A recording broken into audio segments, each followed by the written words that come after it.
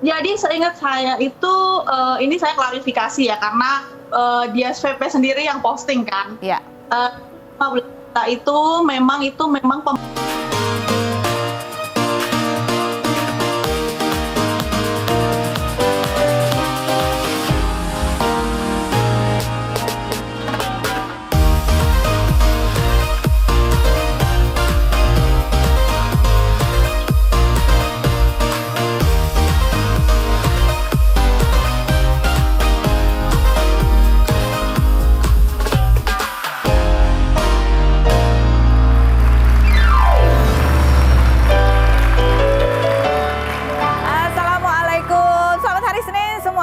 semangat kan kita menjalani minggu ini, apalagi ada saya Kak Rose yang siap menemani Anda di acara Rumpi No Secret.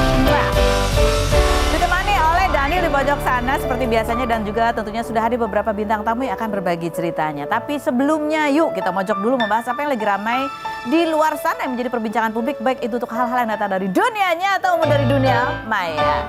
Kali ini dari dunia bisnis. Bisnis siapa? Bisnisnya Aldi Taher ya. Ini sih sebenarnya sudah beberapa minggu rame begitu ya, tapi kayaknya sekitar 5-6 jam yang lalu juga ada lagi ini yang diposting oleh Aldi Taher. Apa sih asal muasalnya, kenapa sih? Apalagi selain burger ternyata banyak ya. Kalau kita lihat sejak burgernya viral kemarin itu dia banyak buka bukan franchise-nya burger tapi macam-macam lagi yang lain ya. Coba kita cek ada apa aja sih. Mana nih? Kok nggak kebaca semuanya? Kacamataku nggak ada gunanya ya. Ada burger, ada apa sih, ayam, ada susu, ada nasi kebuli, ada apa lagi lah itu, ada kopi juga gitu ya. Pokoknya banyak dalam waktu yang relatif singkat, bermacam-macam di berbagai kota gitu ya. Terus ada lagi yang terakhir juga, atau apa terakhir tuh ada apa lagi? Bengkel apa sih? Toko apa sih? Ada lagi lah pokoknya, mana tuh? Mana sih? Terakhir ada bisnis apa lagi tuh dia? Lama deh. Nih ada tulisannya Gurita Bisnis Aldi Taher. Soft opening nih bentar lagi nih. Warung kopi. Ya warung kopi itu. Oh udah soft opening kemarin ya, itu baru juga. Terus apa, kenapa? Ya ini banyak netizen yang kemudian menuding dia ini adalah menjadi salah satu orang yang dijadikan tempat untuk cuci uang gitu ya katanya gitu ya. Karena dalam waktu singkat dia hanya satu orang tapi tiba-tiba punya banyak sekali gurita bisnis di mana-mana, dan kebanyakan bisnisnya adalah kuliner gitu ya. Ini ada satu yang 5 jam lalu dikomentarin sama, jadi komentar netizen yang dikomentarin sama Aldi Taher. Ini ada komentar, coba kita lihat. Ada yang ngatain dia cringe gitu kan. Terus Aldi Taher jawab, ini juga kenapa kita angkat karena beberapa hari atau minggu terakhir kita lihat Aldi Taher kan biasanya suka bercanda apa segala macam. Kali ini dia terbaca emosional dari jawaban-jawabannya ya.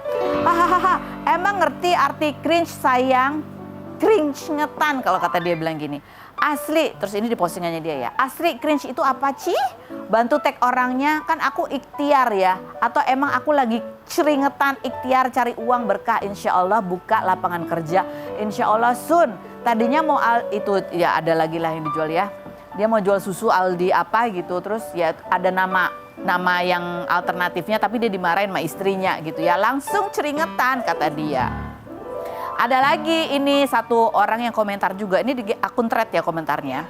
Mungkin dia sebenarnya maksudnya baik untuk menjelaskan kenapa kok netizen itu banyak yang menuding bisnis di dia adalah diduga itu merupakan bisnis yang kayaknya uangnya dari cuci uang gitu. Ini sebenarnya kalau aku baca dengan nada lemah lembut ya, bunyinya seperti ini kan. Di titik ini gue bicara secara manajemen wife. Lu emang kayak cuci uang bang, meskipun mungkin kagak. Karena ekspansinya terlalu buru-buru. Yang satu belum settle bahkan banyak komplain. Udah latah kali ini bisnis yang lain gitu ya. Kalau nadanya lemah lembut jadi kayak gitu ya. Coba kalau nadanya ngegas. Yuk. Di titik ini gue bicara secara manajemen wise. Lo emang kayak cuci uang bang, meskipun mungkin kagak. Karena ekspansinya terlalu terburu-buru. Yang satu belum settle bahkan banyak komplain. Udah latah ke lini bisnis yang lain. Gitu kali ya.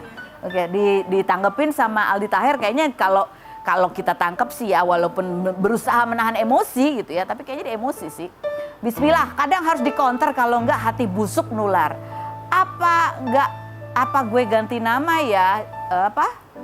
jadi kebuli beneran. Alhamdulillah lagu ini berguna, ternyata gue kira yang komen bocil tuyul gak jelas. Masih gue maklumin. Ini ternyata, wow, apakah dia sedang merendahkan dirinya di hadapan umum? Dia bilang gitu. Ya, terus ya dok dan DJ katanya. Hati-hati komen di gue posting komen lu ama latar belakang, bismillah. Tapi makasih komenannya, semoga bukan lahir dari busuk hati. Iya oke, supaya nggak busuk hati. Tag orangnya yang kenal dan udah ngapain aja dalam hidupnya. Karena ada beberapa komen netizen yang lu udah ngapain aja, jawabannya Aldi Taher begitu ya. BTW lu nggak komenin raksasa bisnis yang besar, dia bilang gitu, kayak Elon Musk yang ekspansi gila-gilaan. Keren tahu, makanya kerja yang benar, jangan cuma nyinyir, malu sama publik dan Tuhan, dia tulis gitu. Sabar Aldi Taher, ingat kamu tuh tidak boleh marah-marah dan gak boleh stres emosi ya. Ingat kamu harus tarik nafas, inhale, exhale. Gak usah dipegangin erat-erat, kan seperti kamu bilang semua milik Allah. Komentar netizen coba kita baca, ada komentar netizennya. Belum apa-apa, baca komentar netizen. Next, Aldi Laundry. Yang berikutnya ada lagi, agak janggal ya bisnisnya gitu. Yang berikutnya, usaha cuci laris manis diawali dengan Aldis. Wak, investornya siapa ya? Yang berikutnya ada lagi. Aduh kok gampang marah-marah sih bang, takutkah gitu. Yang berikutnya ada lagi komentarnya. Masukkan itu bang, tandanya netizen care ke elu, katanya gitu. Ya kan, tapi aku kemarin sempat baca sebuah artikel ya. Itu artikel atau analisa aku nggak tahu ya. Pokoknya intinya kenapa sih kalau bisnis money laundering itu diduga banyaknya itu diputar di bisnis-bisnis makanan, F&B. Itu salah satunya adalah karena ya kan barang-barangnya itu nggak ada bekasnya ya. Kan habis dimakan ya udah gitu kan, nggak ada buktinya. Buktinya mau dicari di mana gitu ya. Bendanya bukan benda mati. Ya benda mati sih, tapi kalau udah dimakan bentuknya udah berubah gitu. Ya begitulah kurang lebih ya. Kita langsung menuju ke bintang tamu kita ya. Ada Udin Penyok. Dia akan mengenang almarhum sahabatnya mendiang Temon. Kita lihat dulu profilnya berikut ini. Kita datang hari Minggu kemarin ya, secara mendadak Temon dipanggil kembali kepada Sang Pencipta. Padahal kalau dari Bang Udin sendiri baru ketemu padahal ya, hari Sabtu apa? Ya seminggu sebelumnya kita telepon-teleponan. Telepon-teleponan. Ya. Kondisinya kayak apa waktu itu dia? Biasa-biasa aja. Namanya Temon kan tidak ada hari tanpa ketawa. Tidak ada hari tanpa ceria, itu Temon. Oh, bahkan kalau lagi nggak syuting pun? Ya. Okay. Bahkan dia ada masalah apapun, dia selalu berusaha untuk ceria. Gitu. Dia nggak mau meluapkan permasalahan ini ke banyak orang. Okay. Itu dia. Padahal ternyata setelah mendiang meninggal tuh ada masalah apa yang dihadapi? Ya, kesehatan. Yang pasti masalah kesehatan itu sudah jelas karena memang dia sudah lama sih kalau punya penyakit hipertensi, darah tinggi itu udah lama, tapi nggak pernah dia rasain. Dia kadang-kadang suka sesek juga ya. Dan terakhir saya lihat dia pernah cerita ke saya, Din, gue itu udah nggak bisa lari, sampai dia praktekin. Jadi dia lari nggak bisa. Kalau ngos-ngosan masih, nggak bisa. Jadi larinya itu lari duk itu nggak bisa. Jadi larinya kayak gini aja dia. Nah ini nggak bisa lari, ini gue paling cepet nih. Kayak gini nih, kakinya juga gini aja. Tapi nggak cek ke dokter apa gitu nggak? Ya, namanya dia nggak pernah ini ya. Ya nggak tahu lah, dia suka, udahlah paling ntar juga sembuh sendiri gitu. Nih ada videonya ya, kita lihat seperti apa sih suasana rumah duka pada hari Minggu kemarin. Kita lihat yang berikut. Ini rasanya seperti mimpi ya. Iya, kaget lah ya. Kayak nggak ada apa-apa, tiba-tiba kemarin pagi jam 9 kurang saya ditelepon sama temannya. Saya waktu di rumah itu. Dan temannya itu nggak pernah telepon saya gitu. Sama sekali nggak pernah telepon saya. Kok tiba-tiba telepon, ada apa ini? Biasanya saya kalau orang yang gimana saya jarang angkat telepon. Ini saya angkat, langsung saya angkat, saya terima. Halo, Bang, udah dengar belum apaan? Temon meninggal, hah? Yang bener jangan bercanda lu. Iya bang, ini saya lagi di rumah sakit mau dibawa pulang. Loh di rumah sakit mana? Di ini, di RSUD Mampang. Yakin bener? Iya ya udah. Kaget saat itu saya. Setelah saya ini telepon, saya bilang ke istri, saya nggak ngapa-ngapain, mandi langsung ganti baju langsung saya jalan. Langsung berangkat. Saya tinggal aja istri saya udah di rumah. Karena sampai kaget saya, kok bisa begini ya? kayaknya kemarin-kemarin nggak ada apa-apa, kemarin-kemarin kita ngomongin ada proyek lagi gitu. Tapi nggak ada kayak sesuatu, kalau mungkin kan kadang-kadang kita suka flashback pembicaraan terakhir, oh pantas ya begini ya, mungkin ini kayak tanda-tanda pamit atau apa gitu, nggak ada? Ada kata-kata yang mungkin lebih sering diucapkan atau apa gitu? Waktu terakhir habis Lebaran kalau nggak salah ya. Iya. Apa dia ngomongin masalah proyek mau kerjaan di luar kota, itu dia ngomong apa gitu ke saya. Tapi dia bilang, tapi nggak tahu ya Din, ntar lu doang yang jalan apa gue yang jalan, apa gue yang di sini, apa lu doang yang jalan, ntar lihat dulu ya. Oh iya, gitu dia cuma bilang gitu. Yang ya. Waktu itu nggak berasa aneh atau nggak ada feeling apa-apa. Terakhir main juga ke warung saya itu, ke kafe saya. Dia kebetulan suka main ke rumah juga, ke kafe saya gitu. Dia pesennya terakhir gini, Din kopi dong. Oke nih kita bikinin kopi. Tiba-tiba istrinya, jangan ditahan. Kenapa? Enggak, jangan minum kopi. Si temannya nggak apa-apa, udah nggak apa-apa, jangan. Udah nggak usah kopi. Tapi ya tanpa sama istrinya diminum sama dia. Saya udah bilang, jangan Kap. Udah dikit aja, gak apa-apa Din. Udah ntar tinggal lu apa gue yang duluan gitu. Terus dia selalu bercanda kalau ngomong suka gitu. Tapi kalau dikilas balik kayak ya sampai sekarang pun nggak percaya. Jangankan saya, keluarganya pun juga nggak percaya. Abdel yang sekarang lagi di Amerika juga sama sekali nggak percaya. Oke. Ini ada ya kita kilas balik ya, pertemuan persahabatan kalian kan mungkin dimulai ketika ketemu di satu proyek yang Abdel Temon bukan superstar itu ya. Kita mau lihat lagi nih seperti apa sih pada saat itu karya Temon di sinetron Abdel dan Temon bukan superstar. Dari sejak itu pertemanan tidak pernah putus. Punya grup WhatsApp bareng. Punya. Sampai sekarang dan semua pemain di sinetron itu sampai sekarang tidak pernah putus tali silaturahmi. Dia kan dikenal sebagai pelawaknya pelawak. Ya. Kenapa? Karena dalam keseharian dan dalam di depan kamera maupun di belakang kamera dia itu sebenarnya pelawak. Di keluarganya dia adalah pelawak, kemudian di acara apapun dengan teman-temannya juga pelawak, lingkungan pelawak, apalagi di depan kamera. Jadi nggak pernah dia mengeluh, semuanya dibawa bercanda? Sama sekali nggak pernah. Dia semuanya dibawa bercanda. Ada apapun itu, sebenarnya dia ada pekerjaan yang hari itu pun harusnya ada, tapi ketika waktu itu bisa dikejar sama dia, walaupun itu bagaimana caranya, dia akan bilang oke. Jadi nggak pernah nolak rezeki? Nggak pernah nolak rezeki, itu Temon. Semua dijalanin? Ya, semua dijalanin. Temon itu bukan hanya sekedar orang yang ada di depan layar, tapi dia adalah orang yang di belakang layar. Karena background-nya dari tahun 2000, Temon itu sempat sama saya dulu, Temon juga bergabung mau diperbantukan di Kreatif di Sri Mulat, zaman dulu, tahun 2000. Ya, sebelum 2000 dan 2000. Kemudian kita bikin proyek bareng, itu sebelum Abdel Temon berjalan. Jadi biasa bikin kreatif untuk konten komedi begitu. Untuk komedi, untuk program TV, terus kemudian sekarang juga program-program media sosial. Media sosial juga? Media sosial sampai sekarang. Ya ini sempat juga kan kalau kita lihat pernah ada wawancaranya Cing Abdel tuh sempat cerita dia selalu khawatir dengan kesehatannya Temon memang. Karena dia takut Temon itu meninggal duluan. Sampai dia selalu rajin bertanya mengenai kondisinya gitu. Kita lihat cuplikan wawancaranya berikut ini. Abdel Temon dua sosok yang tidak bisa dipisahkan.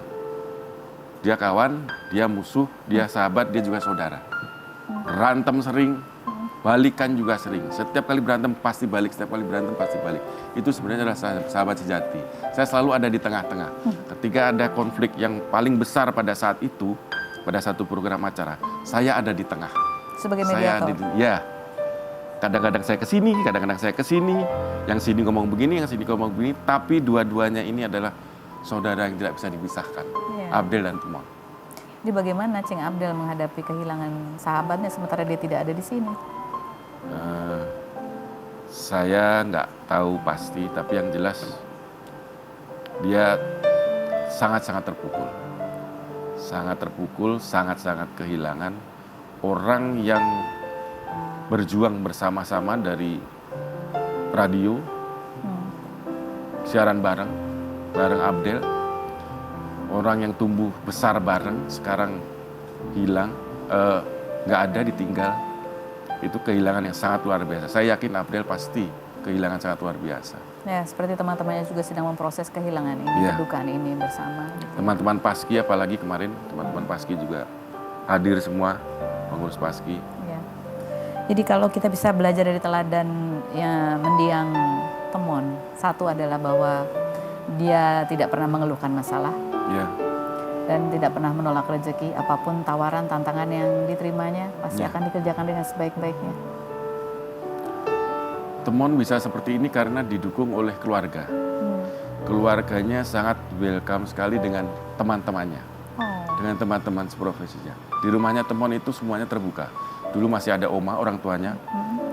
Itu kalau kita datang, Udin, masuk sini, ini. Udah. Rumah itu kalau kita main seperti rumah kita sendiri.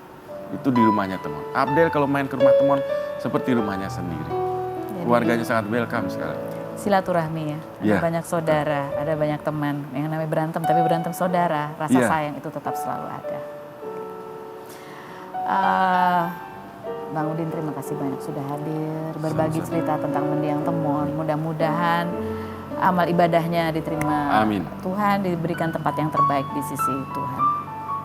Berikut ada Anissa Bahar yang akan cerita. Ini kan dia memberikan ultimatum 3 kali 24 jam kepada 2 perempuan itu. Siapa namanya? Ica dan Mila. Karena sudah merubah lirik lagu yang dipopulerkan oleh Anissa Bahar, ciptaannya Eko Bahar begitu ya. Dan ini sudah lebih dari 3 kali 24 jam.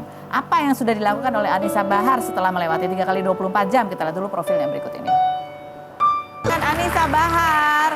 Gimana Ibu? Ini Ibu masih kesel nggak itu lagunya diparodiin? Bukan diparodiin ya? Bukan parodi. Diplesetin jadi berbau porno begitu ya. Ini ada postingannya Anissa Bahar, coba dia keselnya gitu. Dan kamu ini ditek-tekin sama, taunya pertama karena ditekin netizen ya? Dikirim sama orang, dikirim tapi apa? tadinya bukan yang begini dikirimnya. Yang apa? Tadinya cuma Kak, Mami itu lagunya dibikin Diubah. sama orang, dirubah sama orang, katanya.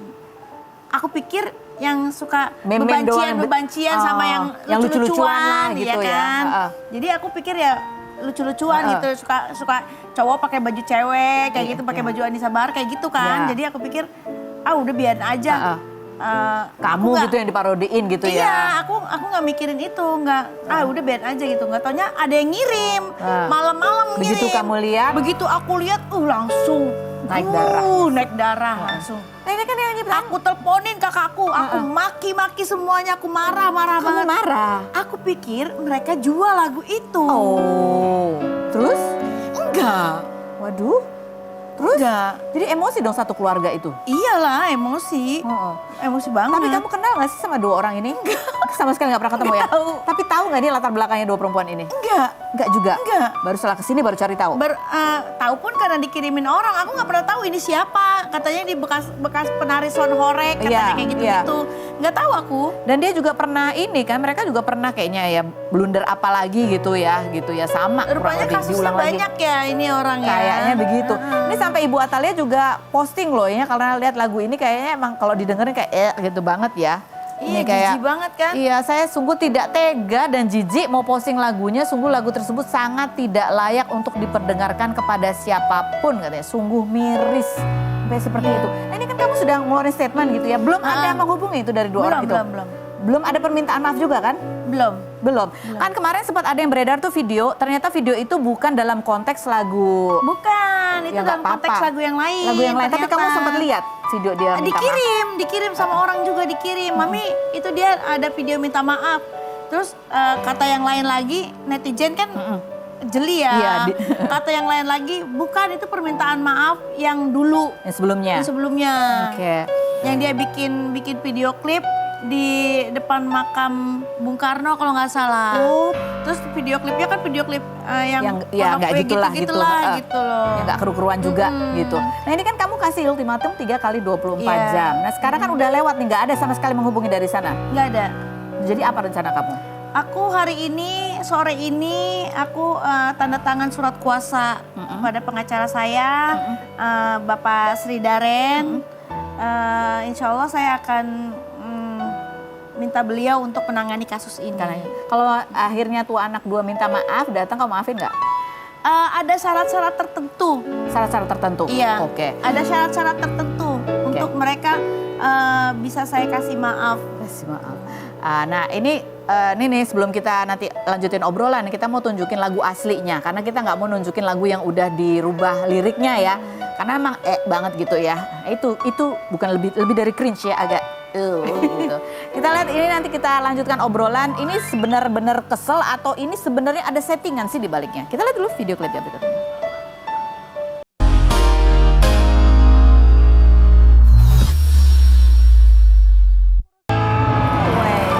Om Dani sekarang udah pinter main lagu yang nggak apa-apa.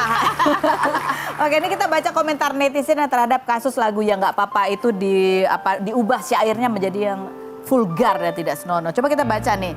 Kalau nanti hanya damai dengan maaf berarti hanya settingan supaya rame. Tuh ada kecurigaan netizen kayak gitu. Aduh, jahat banget gitu. Terus ada lagi komentarnya apa lagi nih? Buset, dia pengen viral begini jadinya Mbak. Hajar Mbak, jangan kasih ampun. Tuh netizen pengennya kamu kasih efek jerak. Iya, makanya aku harus kasih efek jerak. Gini loh, kalau dibilang settingan aku aja nggak kenal mereka kan. Terus udah gitu ngapain harus settingan, lagu ini udah viral sebelumnya. Tapi dengan adanya kasus ini jadi ada lagi yang makin banyak nonton video kamu. Tapi kan dengan syair kayak gitu aku sama aja merusak anak bangsa Indonesia dong. Dan merusak itu ya karyanya. Merusak karya kakakku. Dan aku punya surat kuasa atas lagu ini loh. Yes. Jadi semuanya itu ada di aku. Oh, ada di kamu, license-nya ada di kamu. License-nya ada di aku. Ini nanti dia kena pasal itu nggak, pasal pembajakan lagu? Iya, banyak kena pasalnya, banyak ini. Nggak, syarat apa kamu tadi bilang bisa dimaafin, ada syaratnya. Syaratnya apa? Syaratnya nanti. Nanti ya. Nanti. Jadi kamu hari ini baru mau ketemu kuasa hukum. Seserius apa? 1 sampai 10 seserius apa kamu akan? 10 ya. Jadi kalau dia nggak muncul-muncul? Karena ini bukannya cuma aku secara pribadi ya. Kan orang bilang gila banget sih ini penciptanya. Berarti kan kakakku kena juga. Ya, terus udah gitu di sini juga yang paling aku miris adalah di sini itu kalau aku ikut campur dalam pembuatan lagu ini, berarti aku udah ikut merusak anak bangsa Indonesia dan juga para wanita udah dilecehkan dengan lagu ini. Oke, nanti kalau kamu ketemu langsung kamu ngomong apa sama mereka berdua nih? Aduh, Gak tahu ngomong apa ya? Atau sama yang mengubah liriknya kamu pengen ngomong apa? Nah itu dia, aku pengen tahu tuh mengubah liriknya kok bisa kepikiran sekotor itu gitu loh. Oke, dan ya kayak dia tuh bukan perempuan. Kayak dia tuh nggak punya ibu, kayak dia tuh nggak punya anak gitu nantinya. Itu gimana cara mereka berpikir hingga ada lagu ini tuh, cara berpikirnya aku nggak masuk logika aku deh. Ini ada artikel ya, Ami laporkan, ini ada Ami nih, Aliansi Madura. Ini yang melaporkan, ini mereka koordinasi juga sama kamu nggak? Kan kamu sempat bilang bahwa biar kamu aja ngadepin ini. Enggak ada koordinasi. Nggak ada koordinasi, jadi mereka pun juga resah gitu ya, sehingga melaporkan ini. Banyak yang resah. Oke. Jadi nanti kita lihat aja seberapa serius ya Anissa Bahar, karena ya ini kalau bisa efek jerak, karena dia sudah pernah melakukan ini, jangan sampai dia melakukan hal yang sama. Nanti kalau misalnya saya maafin, akan ada lagi dia melakukan hal yang sama lagi. Gitu. Nanti kita ngobrol lagi sama Anissa Bahar. Berikut ini ada Bang Vino, kuasa hukumnya Fang Fang. Fang Fang ini adalah perempuan yang dinikahi siri oleh Vicky Prasetyo pada bulan Februari tahun 2026, sekarang sedang hamil 9 bulan. Itu dia mengajukan somasi gitu ya, karena meminta pertanggungjawaban Vicky Prasetyo karena dianggap janji mau membiayai tapi ternyata janjinya tidak terpenuhi. Jadi mungkin apa nih, dugaannya kena pasal penelantaran deh gitu ya. Coba kita lihat dulu profilnya Bang Vino dan Fang Fang berikut ini. Sudah bersama dengan kuasa hukumnya Fang Fang, ada Bang Vino yang kemarin juga viral. Jangan panggil aku bunda, aku kakak di sini. Kakak. Baik, kita sudah terhubung juga dengan Fang Fang melalui video call ya. Kita mau sapa dulu. Halo Fang Fang. Halo Kak Feni. Oke Fang Fang, kita langsung mau nanya klarifikasi ke kamu ya. Sejak kamu preskon kemarin kan dari pihak Vicky Prasetyo, pihak VP itu juga akhirnya memberi jawaban. Dia bilang katanya seminggu sebelumnya dia ada transfer uang ke kamu, komunikasi bahkan tidak pernah putus. Tiba-tiba kok nangis-nangis di Jakarta. Dia bilang ini hanya demi ketenaran. Gitu ya kalau nggak salah ya. Coba kita mau tanya, ini kan yang bukti yang ditampilkan oleh VP ya. Sebenarnya coba kita lihat bukti transfernya. Itu kan ada dari bulan November, ada yang angkanya diperlihatkan gitu ya, sampai berapa? 15 juta, 10 juta. Dan ada sampai 20 transferan gitu ya. Nah kita mau nanya nih ya. Ini apa nih sebenarnya? Apakah ini nafkah atau apa nih cerita dari nilai 10.800.000 di bulan 21 Oktober? Mana ya? Kelihatan. Oh nggak kelihatan. 21 Oktober nih, sekitar Oktober lah. 10.800.000. Ini apakah nafkah dari dia atau apa? 21 Oktober ya. 21 Oktober. Kalau 21, jadi seingat saya Ya, 3 kali. Ya. Yang satunya itu adalah jadi kan dia ada Posting apa? 15 juta. Iya, 15 juta. Itu apa? Nah, 15 juta itu kan postingan bulan November ya Kak Feni. Iya. Nah, kebetulan 15 juta adalah uang dari kado. Jadi tanggal 3 Oktober, terus saya apa gitu. Terus saya nanya, terus ketika suaranya handphone. Oh, dia handphone, dia janjiin kadonya handphone. Handphone apa? Ya, dia nanya waktu itu mau kado apa, handphone. Terus saya nanya, boleh kado handphone? Boleh. Nanya, kalau tugas, kan soalnya kan mau launching waktu itu. Oh iya, yang 17 itu yang harganya 30 juta itu ya? Nah, terus akhirnya boleh. Dia sendiri yang menyanggupi kan, Karos? Ya. Nah, tanggal di November transferan 15 juta itu, ya akhirnya saya beli handphone. Oke. Jadi sisanya 15 juta lagi dari kamu? Sisanya iya, jadi sisanya pakai uang saya dulu. Oke, jadi ini uang kado tapi separuh gitu ya, jadi paruan gitu ya. Jadi ini bukan uang nafkah ya, karena kan belum nikah juga. Bukan. Nah, ini dari dari 20 bukti transfer yang dia kirim, itu apa aja sih sebenarnya? Ada yang gede juga, itu apa? Emang nafkah buat kamu atau sebetulnya ada cerita lain di balik transferannya dia? Jadi seingat saya itu, ini saya klarifikasi ya, karena dia VP sendiri yang posting kan. Iya. 15 juta itu memang pembelian kado ya, walaupun memang kadonya mundur tapi makasih. Oke. Terus? Iya, terus walaupun sisanya masih pakai uang saya. Oke. Nah, di Januari itu saya meminta untuk kekurangan uang kado. Terus? Itu ada tuh transfer 10 juta lagi kekurangan uang kado yang pertama. Oke. Nah, kedua ada lagi tuh Februari posting 10 juta kan. Iya. Nah, itu adalah uang rembesan. Jadi rembesan. Ya, jadi ke tanggal akhir Januari. Iya. Kan di Semarang mau grand opening. Iya. Nah, itu. Jadi jadi ada grand opening di Semarang, kamu bayarin dulu, terus dia ganti uangnya itu. Jadi transferan besar itu karena dia ganti uang kamu gitu kan? Jadi waktu itu dia minta mau ketemu sama orang tua saya untuk meminta izin mau menikah. Terus? Nah, karena dia lagi sibuk, asalnya harus nggak mau kalau misalkan apa sih harus saya yang ke Semarang gitu. Jadi saya kasih pengertian. Iya. Kebetulan juga kami juga lagi sibuk. Orang tua saya salah untuk Semarang. Nah, itu semua kan pakai uang saya dulu. Oke, baik. Jadi orang tua kamu yang ke Semarang tapi pakai uang kamu dulu. Baiklah. Oke, Fang, kita akan ngobrol lagi ini karena sambungannya putus-putus. Setelah yang berikut ini jangan kemana-mana, tetap di Runtino Secret.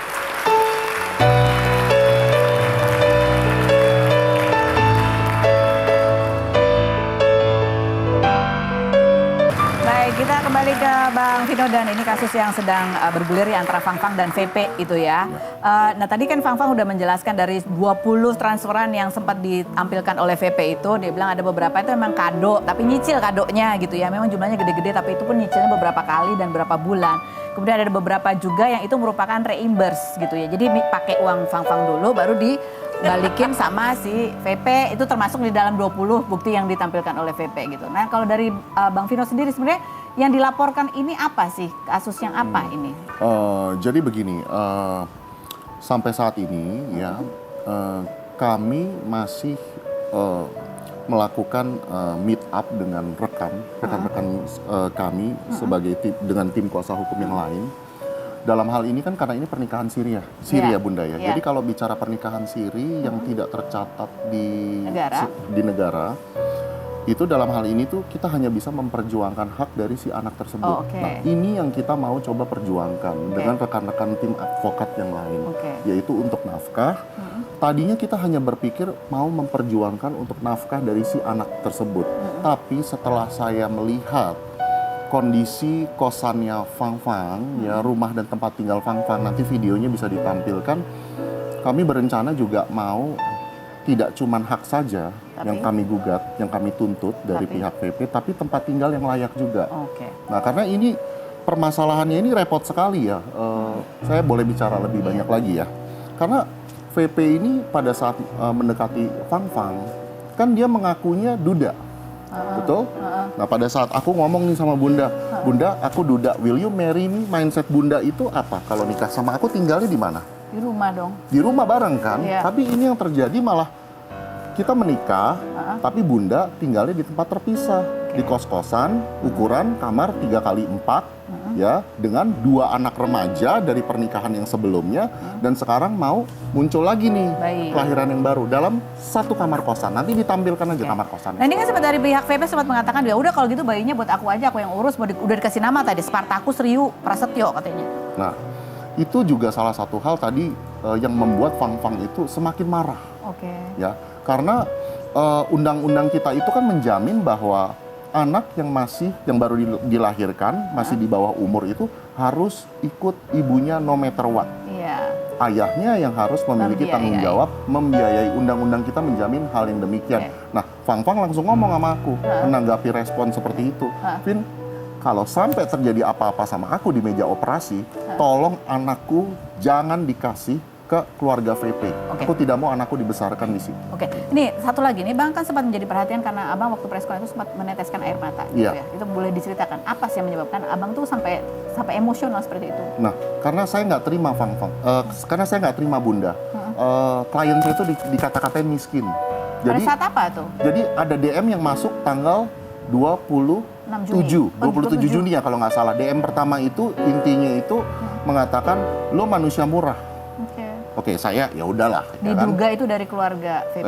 Masih kami duga. Nah, lalu DM di hari yang sama pada saat press conference itu, saya udah duduk depan kamera di depan wartawan, tiba-tiba Fang bilang, Vin, ini ada DM yang baru masuk lagi dari orang yang sama, dari akun yang sama. Begitu saya baca ngomongnya, kamu tuh nggak punya apa-apa. Lebih kasar dari itu ya, tapi itu intinya. Kamu tuh nggak punya apa-apa, kamu pengangguran. Gimana rasanya ya teman-teman ya, di sini perempuan ya, wanita ya, lagi hamil, lagi hamil, bukaan 1 masih dikata-katain orang miskin coba. Padahal Fang itu aslinya punya usaha ya? Tadinya punya usaha. Siapa yang suruh dia berhenti usahanya? Ya pihak VP itu. VP yang nyuruh dia berhenti usaha? Yes, exactly. Dengan janji akan dibiayain, ternyata begitu. Ya, karena kan Fang ini kan tadinya kan punya salon, lalu sama VP mungkin banyak mengikuti kegiatan VP kemana-mana, jadi salonnya omsetnya turun, dan somehow VP bilang ya udah tutup aja lah. Baik.